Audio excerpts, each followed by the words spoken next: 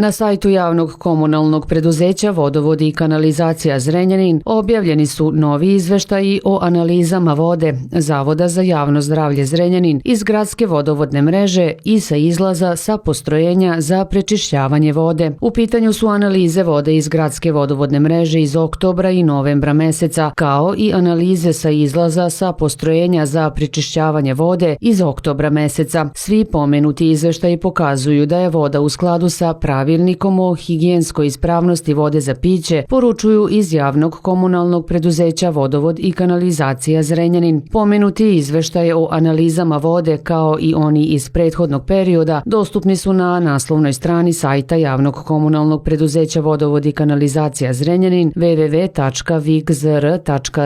u delu Korisnici izveštaji o analizama vode. Javno komunalno preduzeće Vodovod i kanalizacija Zrenjanin nastavit će i u narednom periodu da objavljuje analize vode iz gradske vodovodne mreže i sa izlaza sa postrojenja za prečišćavanje vode na pomenutoj lokaciji sajta preduzeća. Kako se navodi u saopštenju javnog komunalnog preduzeća Vodovod i kanalizacija Zrenjanin, u prethodnom periodu putem internet medija, odnosno društvenih mreža, objavljuju se i šire dezinformacije o kvalitetu vode u gradskoj vodovodnoj mreži, a koje nesumnjivo izazivaju zabrinutost javnosti i istu dovode u zabludu. Javno komunalno preduzeće Vodovod i kanalizacija Zrenjanin želi da ukaže da je takvo postupanje štetno po građane, ali i da može biti kažnjivo po zakonu, zaključuje se u saopštenju.